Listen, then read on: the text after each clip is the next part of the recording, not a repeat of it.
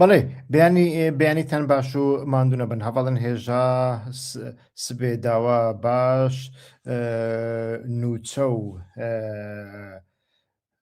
پێشکەتنەکی گەلێکی باڵکێش هەیە و احتیمالە ئیدی بەشێکیژێ ئێشێن کوردان کێم بکە حتاکو نەهێلێژێ یعنی ئەو باس لەو هەوڵە دەکەین کە ئیتر هەردوو سێناتۆری ئەمریکایی لە ڕاستیدا سەرەتا لێنزی گراهام سێناتۆری کۆماریەکان و دوای ئەوەش سێناتۆری دیموکراتەکان ڕێچارد بلۆ میناڵ کە لە دوێنێ واتە 29 مانگی تر ئەو پرۆژە یاسایەی کە پێشتر باسییان لێوە کردبوو ئیتر خستیانە بەردەستی کۆنگرس پرۆژە یاساکە هەروەکو دەزانن بە کوردی پێی دەوترێ پرۆژه یاسای پاراستنی کوردەکان بە ئینگلیزی The Save the Kurdish Act ئیتر ئەمەیان پێشکەش کرد ئەم هەوڵە یاساییە لە ساتێکی هەستیاردا دێت بۆ گەلی کورد بە تایبەتی ئەوانەی لە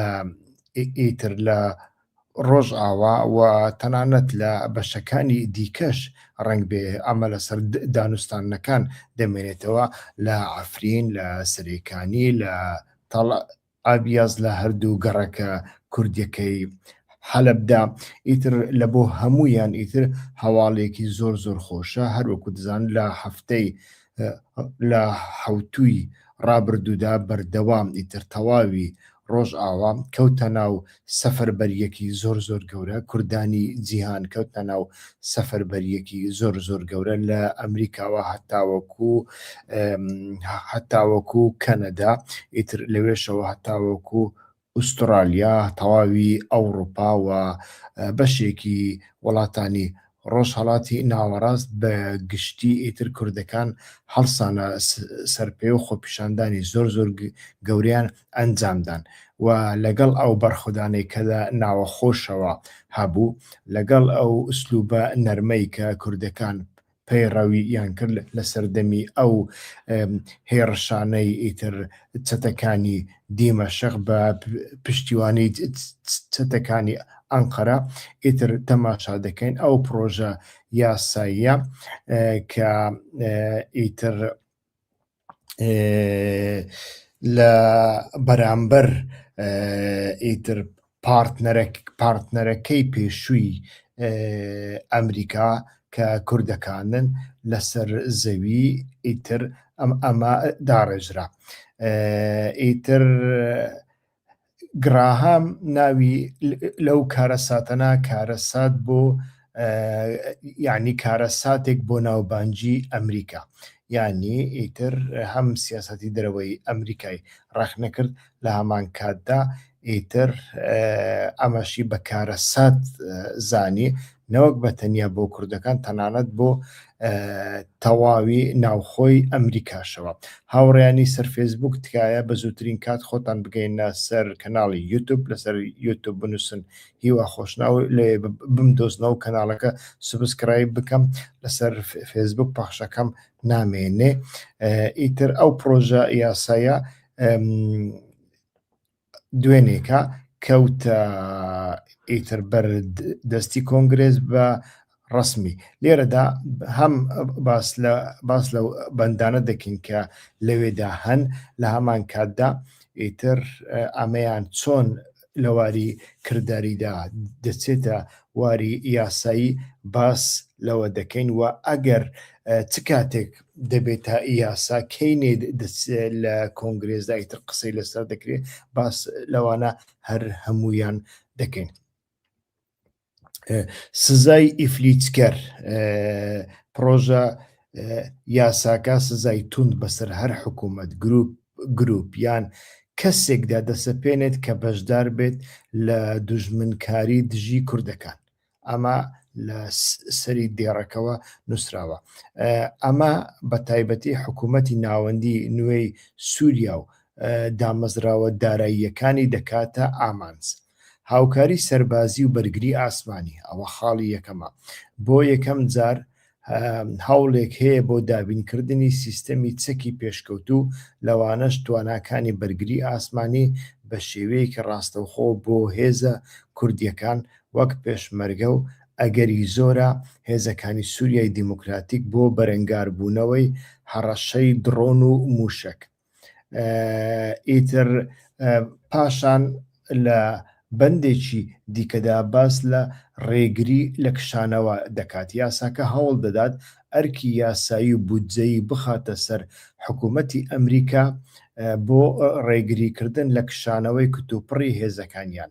داوا لە ئیدارەی ئەمریکا دەکات کە دەبێت ئاسایشی کورد مسۆگەر بکات پێش هەر کشانەوەیەکی سەربازیدا. یعنی ئەم خاڵەش لێرەدا زۆر زۆر زۆر زۆر گرنگە. ئیتر ئەمەشیان خاڵێکی دیکە بوو کە باسم کرد. خاڵی یەکەم هەروەکو وتم ئەو کەسانە سزا دەدات لە کوشتن و کۆمەڵکوژی کوردەکاندا، یعنی دەبنە هاوکار و ئەمانە کەس دەبن، دەوڵەت دەبن، ویانیش گروپ دەبن و ویانیش حکوومەت دەبن. باس لەوانە هەمویان دەکا. و ئیتر خاڵی دووەمیش پەیوەندی بە مەسەلەی چەک و لە هەمان کاتدا ئیتر ڕێگری لە کشانەوەیەکی کتوپڕ بەبێ گەڕانتیکردن. لە هەمان کاتدا باس لە بەهێزکردنەوەی یاسای قەیسەر دەکا. هەرچەندە یاسای قەیسەر بەگشتی ئیتر نەماوە، ترامپ لای بردووە، بەڵام لەبەرەوەی لێرە نووسراوە ناچارم بۆتان باس بکەم. ئەگەر حکوومەتی سووریا لە هێرشەکانی بەردەوام بێت، پرۆژە یاساکە سزاکانی یاسای قەیسەر دەسەپێنێتەوە و فراوانیان دەکات ئەمەش بەکردەوە سەرکردایەتی نوێی سووریا لە دەستڕاگەیشتن بە سەرمایەی سەربازی نێودەوڵەتی و بازاڕە جیهانیەکان بێبەش دەکات. پێوەرەکانی مافی مرۆڤ بە پێی مادەی 6211 حکوومەتی سووریا دەبێت 6 پێوەری دیاریکرا و جێبەجێ بکات بۆ ئەوەی لەم سزایەنە ڕزگاری بێت. لەوانە یەکەمیان نیشاندانی پێشکەوتن لە بەشداریکردنی کەمینەکان لە حکوومەتدا، ئەمە بەتەنیا پەیوەندی بە کوردیشەوە نیە، هاوبەشی لەگەڵ هاوپەیمانی نێودەوڵەتی بەڕابەرایەتی ئەمریکا بۆ لەناوبردننی هەڕەشەی داعش. سێەم دابینکردنی ئاسایشی سەلمێنراو بۆ مەدەنیە کوردەکان و دیارە لێرەدا بە هیچ شێوەیەک باس لە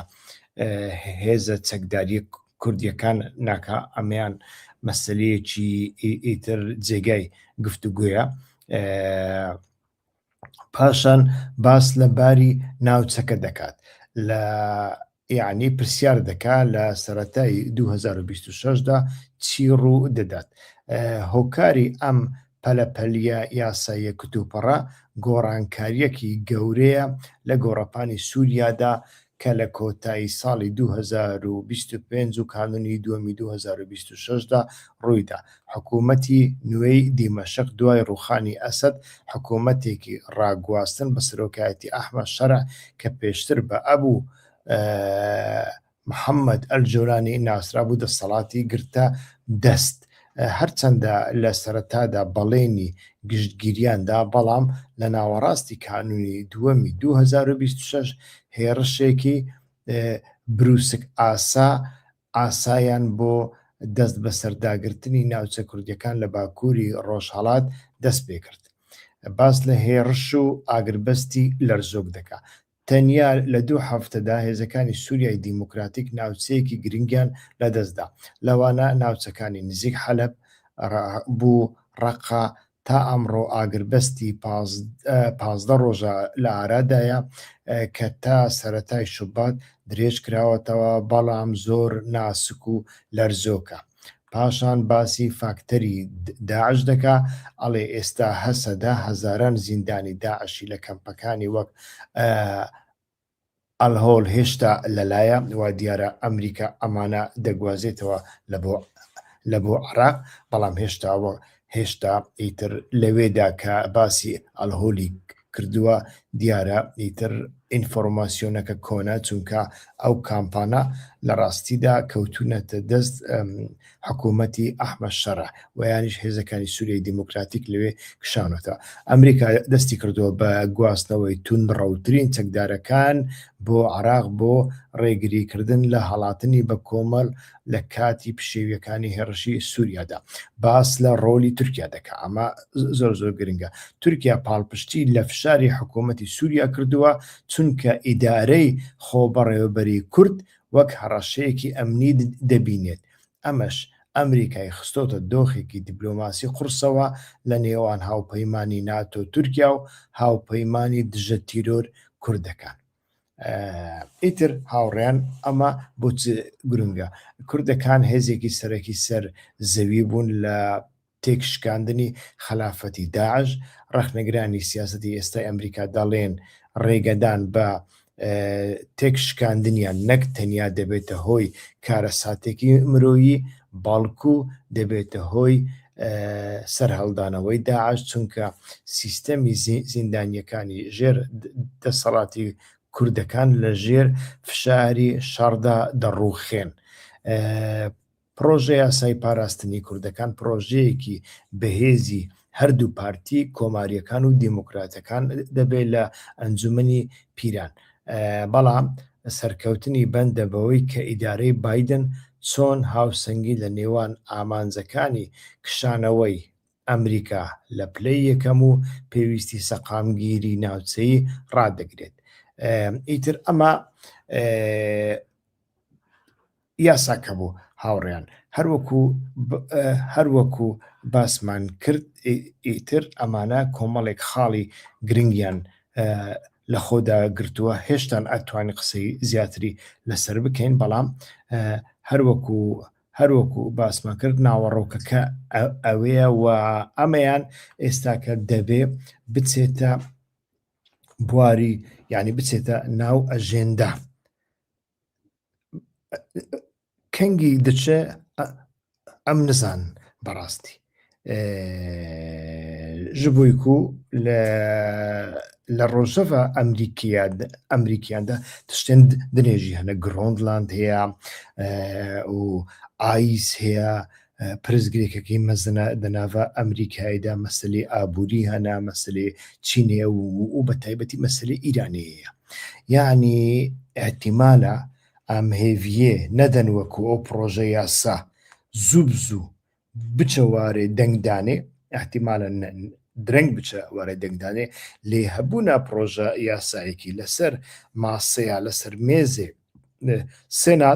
سێناتی ئەمریکادا ژخۆوە ئیدی چەکوچەکە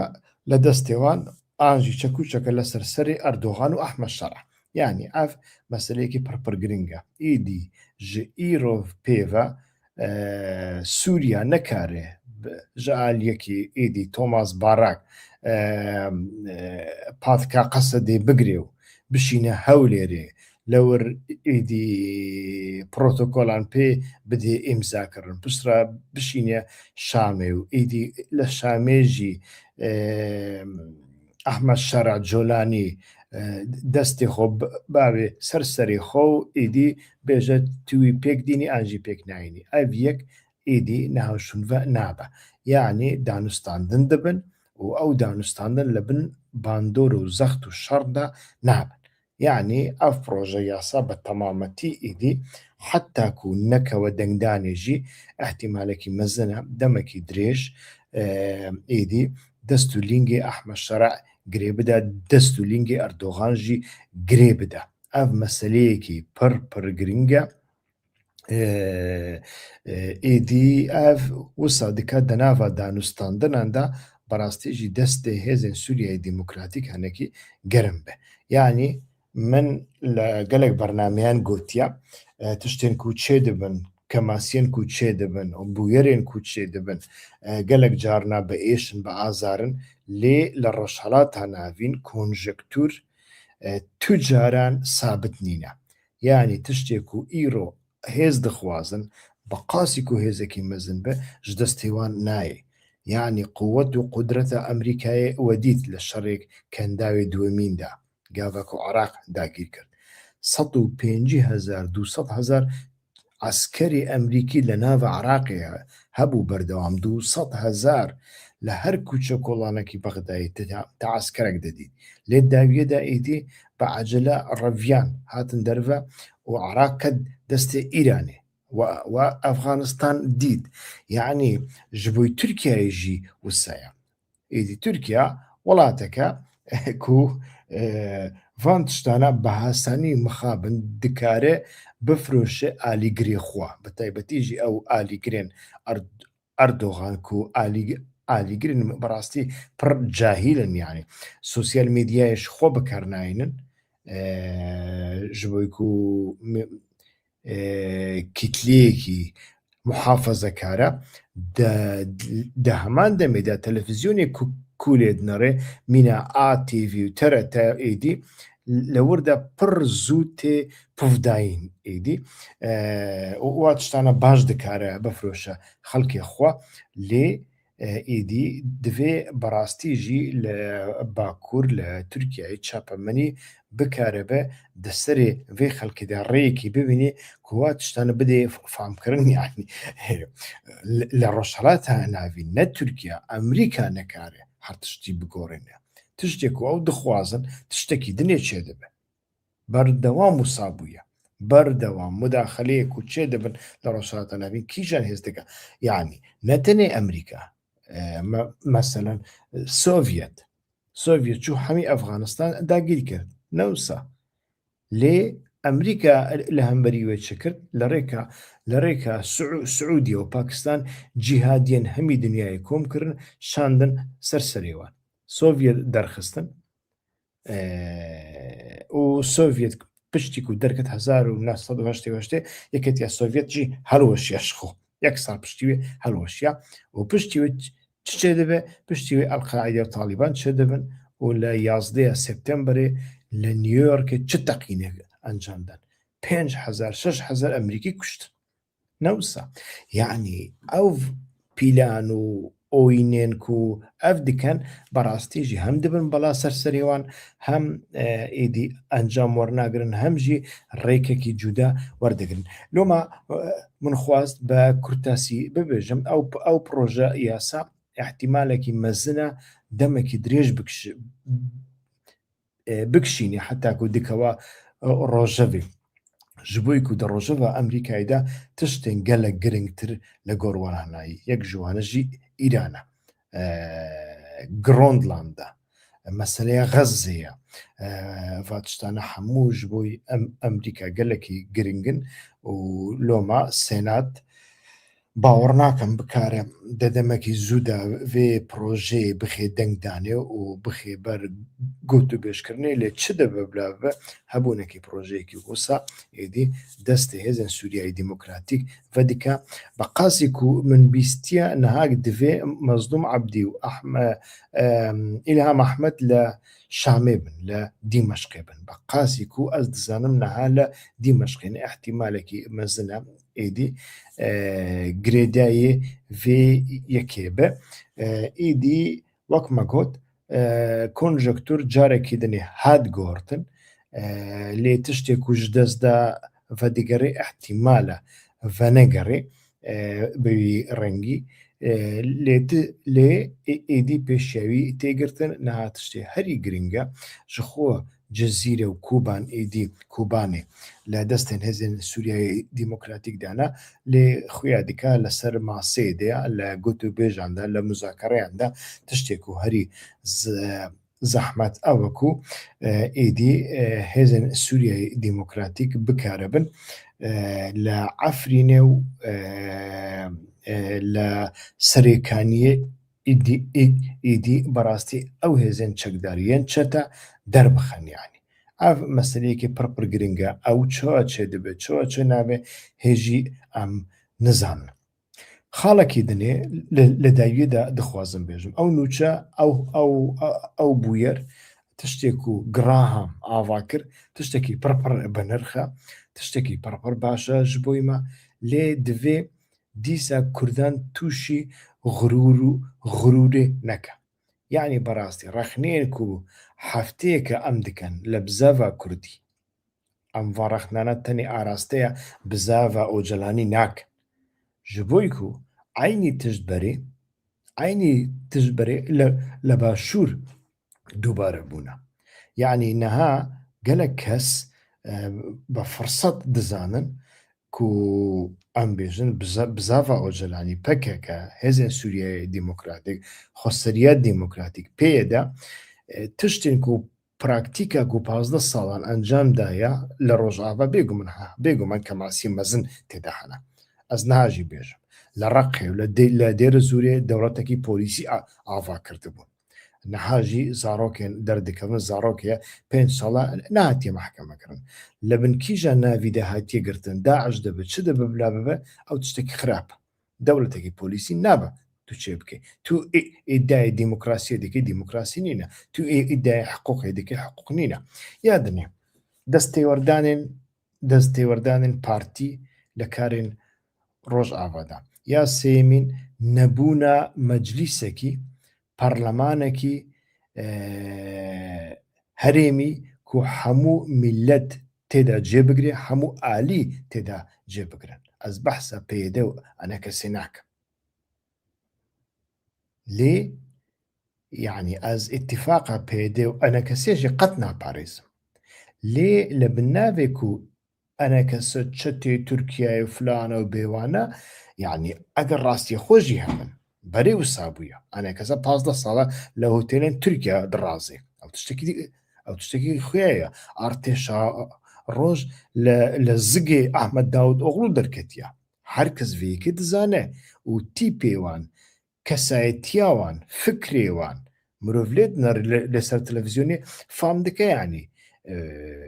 Tenê bi Kurdî îddiaxivin. Lê berastî pir dişibhên cihadiyan. Bila qisûrî nenerin yani perwerdeya wan wisa ye. Lê bi qasî wê jî gava ku tu wane dikey, dijayetiyê wane dikey, tu li bin navê wan gerek dijayetiya dîmokrasiyê nekey. Çend sala çima parlemanekî te nîne. Me gelek car mînakê vî aniye. Li Katalan gava ku referandum kir, li başûr jî referandum kir, lê li başûr beriya referandumê me parlemana Kurdistanê xira kir. Serokê parlemanê avîtin derve, nehêlan. Carekî din heribê Hewlêrê, nedikarî bê Hewlêrê. Heta van salan jî nehat Hewlêrê. Rêk nedanê. û ew parleman bû parlemanekî hîzbî. Parleman jî bû hîzbî dibe dîwexanê axeyan. Lê li Katalan ji bo ku parlemanekî dîmokratîk hebû, parlemanekî gelêrî hebû û ew parleman li jorî partiyan bû, heta kesên ku nûnerê partiyan bûn di vê parlemanê de gava ku rexneyek dikirin, destpêkê rexneya xwe dikirin. Çawa Lindsey Graham niha destpêkê rexneya partiya xwe dike ji bo ku partiya wî li ser destsalatdarî ye, ew bi xwe kesekî herî nizîkî Trump e. Trump rexne dike, li Katalan jî wisa bû. Loma jî Katalan referandum kir, referandumê wan jî wek referanduma başûr şikestî xward. Lê Katalan tu zirer nedît. Bi selametî jê derket heta niha. Li başûr çi bû? Li başûr rezîl û rîswa bûn yani. Heşdî şeعبî kêma bû bigêje Hewlêrê. Yani heger Emerîkî û Ferensî û Brîtanî heta hikûmeta Iraqî bi xwe jî mudaxele nekiriban, berastî dikarî bû tiştek bi navê Herêma Kurdistanê, hikûmeta Herêma Kurdistanê nemîne. Mesela wexasî me tirsidar bû. Bi qasî ku çek destê wan de hebûn, li destê Katalanan de çek jî nîne. Yani tu lê nerî meseleya sazî çi qasî giring e. Loma jî ew rexneyên ku 17 roja em dikin, ev rexnane yek divê bên dubare kirin. Heta ku her alî ji şerê xendeqê, ji referandumê, ji şerê xendeqê, piştre jî heta vê dumayê di praktîka Rojava de, di praktîka pêvajoya çareseriyê de di nava kewanê de çi kem û kurtî derketine berastî gerek ji gel re bê aşkira kirin. Ez behsa hemî bi zava Kurdî dikim ha. ئەستەنێ بەحسا پەکەکێ و بزەڤە ئۆجەلانیژی ناکەم یانی ji bo ku وەکمە گوتنها gelek kes fersetê dibîn şev û roj ketine ser birayetiya geran birayetiya keran êdî heqaretê dikin lê vê heqaretê dikin ji bo ku meselê rexne bikin an jî dixwazin ev guter gutara ئۆجەلانî ku bêguman kem û kurtî têda hene ev gutar rexne bikin li şûnawî gutarekî bînin ku beriya wê şikestiye li başûr çend sala şikestiye 35 sala elektrîk tuniye 35 sala av tuniye 35 sala mûçe nekarî bide mûçe meaşê mangana ya karmenda nekarî bide Hewlêrû Silêmanî heta niha nebûye yek pêşmergeyê kak filanî û kak filanî nebûye yek Tamam tu birayetiya gelana rexne dikey ser ser û serçavan Ocalan rexne dikey ser ser û serçavan PYD û Dem Partiya rexne dikey ser ser û serçavan her kes divê varexnane bike bi cesaret dewarê fikrî de varexneyan bike dewarê îdeolojî de varexneyan bike divê lê gerek tu wê jî fam bikey tu wê radikey ji holê li şûnawî kîjan gutar kîjan rêtorîk hakim dikey rêtorîka Kurdayetî ku Kurd rezîl kirine he ya ku li başûrê tu wî cardin vedijînî nabe yanî ev ji xwe berê 30 sala şikestiye yanî di vê çerçevê de bi rastî rexnên ku tên kirin gerek rexnên avakir bin û li şûna wan de tiştekî nû ava bibe ne tenê partiyek biçe êdî firset bibîne tiştê ku partiyekî ava kirina rexne bike û sivik bike û heqaretê lê bike û bîne ser sifrê û hezar û yek hunermend û akademîsyenên turahat û zirziran bîne ser televizyonê ji bo ku wê gutarê ji nû ve sifir bike û tiştê xwe li şûnawî dîne tiştê wî jî li şûnawî çi qasî kirdiye çi qasî kirinaye em wî dizanin ev mesele gelek gelek gelek giring e baş min nexwast ji wê zêtir dirêj bikim îtir nexêr kak merhoz Newzad kak merhoz Newzad pirsyarî kirdiwe ew proje yasaya beteniya bo Kurdekan e navî proje yasayeke bo Kurdekan e belam li wê de هەندێک شت bi bîr dihênirênewe meselên li mafî beşdarîkirdinî hemû netewekan dekirê bas li mafî mirov dekirê ew li bo hemû netewekan e yek paşan kaka eger bêtu Kurd navim Newzad e daway lêbirtin dikim kak Newzad daway lêbirtin dikim eger bêtu ئیتر کوردەکان لەو هەڕەشەیە ڕزگاریان ببێ لەو قەیرانە ڕزگاریان ببێ کە تورکیا و سعودیا و قەتەر و ئەحمەد شەرع تووشی کردوونە ئەوە خۆی لە خۆیدا نەتەوەکانی دیکەی سووریا بەڕاستی سەردەکەون و سووریا بەرەو لامەرکەزیەت دەچێت یعنی تۆ ناتوانانی لە بۆ هێزەکانی سووریای دیموکراتیک کە ئێستا پێشتر لە سەدا 33 جوگرافیایی لەدەستدا بوو ئێستاکە وابزانام لەستان 9 یان هەشتی لەدەستدامایە ئەتۆ ناتوانانی لە بۆوان جۆرە سیستەمێکی خودمختاری ویانیش لامەرکەزی دروست بکەی بەڵام هیچ مافێک بە عەلەویەکان نەدەی چونکە عەلەویەکان زۆرتر لە کوردەکان دووەمین نەتەوە لە دوای سونیەکان عەلەویەکانن یانی ژمارەیان 15 ملیۆن دەبێ ینی بەلای کەمەوە پاشان دروزەکانیش بە هەمان شێوە لە بۆ هەندێ ئەو پرۆژە یاسایە ئەگەرچی تیتڵەکەی نووسرایە سەیف کوردیش ئاکت بەڵام لە هەمان کاتدا وەکووتم ئەگەر بێت و کوردەکان لەو قەیرانە ڕزگاریان ببێ نەتەوەکانی دیکە بە دڵنیاییەوە قازانج دەکەن کاک مەریوان عیزەت بۆچی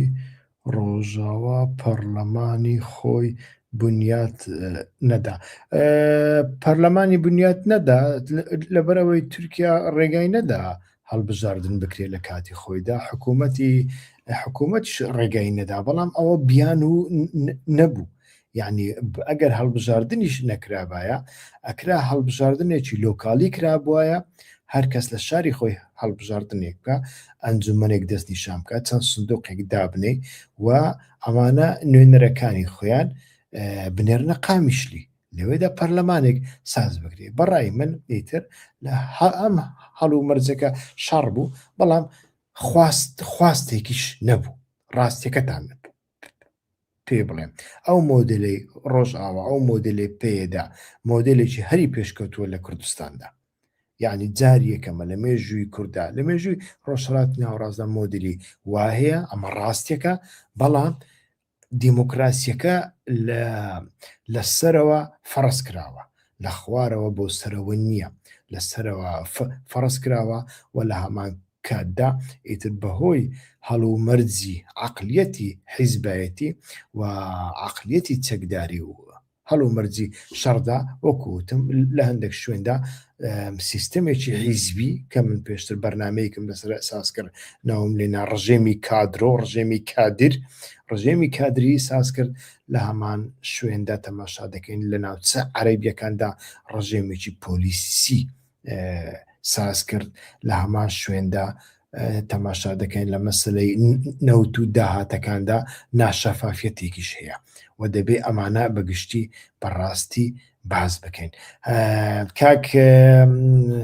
ئەرشەد پرسیارێکی باشت کردووە ئەحمەد شەرع بۆچی چووە رووسیا ڕەنگ بێ بەڕاستی ئەوەی ئەحمەد شەرع پەیوەندی بەو ئەوەیە هەبێ یعنی خۆی لە خۆیدا ئەحمەد شەرع یعنی سیستەمی سەربازی و ئینفراستروکتوری سووریا بەگشتی هەم ئینفراستروکتوری سڤیل یعنی بنیەی تەحتی هەم بنیەی تەحتی عەسکەری رووسیا یعنی لە ڕاستیدا سووریا ناتوانێت بە یەکجار ئەمە بگۆڕێ ئەو مۆدێلە بگۆڕێ یعنی من لە سووریا ماوم کاکە تێلی کارەبای رووسیا ئامودەکەی رووسیا ماکینەکانی رووسینە کارگەکانی هەمووی رووسینە یعنی تۆ ناتوانانی بێگجاری ئەو هەموو شتانە بگۆڕی لە بۆ هەندێ ئیتر تا ڕادەیەکی زۆر پابەندی رووسیا دەبێ لە هەمان کاتدا لە مەسەلەی چەکیشدا بە هەمان شێوە پاشان هەروەکوتم ئەحمەد شەرع کەسێکی زۆر زۆر پراگماتیکە تورکەکانیش لەو بارەوە ئادڤیزێکی وای پێ ئەدەن بۆ ئەوەی خۆت لە ئیسرائیل ڕزگار بکەی هەوڵ بدە خۆت نزیکی رووسیا بکەوە بۆ ئەوەی رووسیا بە شێوەیەک لە شێوەکان بێتە ناو یاریەکە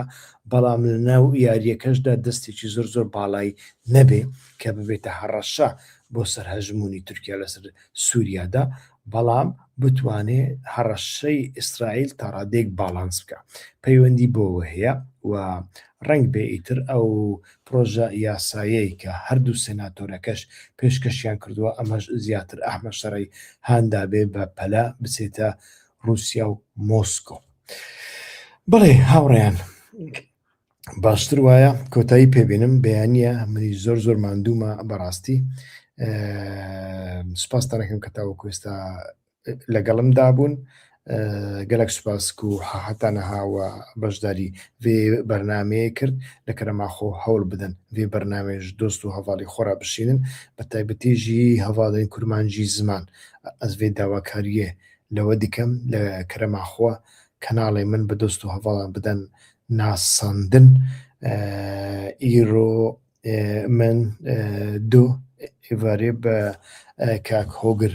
براهیمڕا بەرنمەیەکی باش ئەنجامدا لەسەر یعنی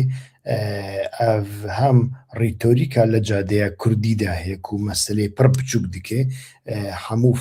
فاکتۆر و ئاکتۆرێن ناودەوڵەتی و هەرێمی نابینە نەدیتە دیکە لەسەر vê ما بەرنمەیەک ئەنجامدا ئیرۆ ئێوارێ هەوڵ دەدەم میوانێکی پەیدا بکەم لەسەر ئاکتۆرێن نافخۆییدا باخفە یعنی ئاکتۆرێن نافخۆییدا لە ناوە کوردان ڕۆڵێکی وانی نێگەتیڤ چ هەبوو کەم و کورتیەوان چ بوون لەسەر ڤیەکەی ئیرۆ ئێوارێ ئەس دێ هەوڵ بدەم بەرنمەیەکی ئەنجام بدەم لە کەرەماخۆ بەمەرابن ئالیکار بن کەناڵێمە ئابوونە بکەن و دۆست و هەواڵی خۆرا بشینن دەم باش.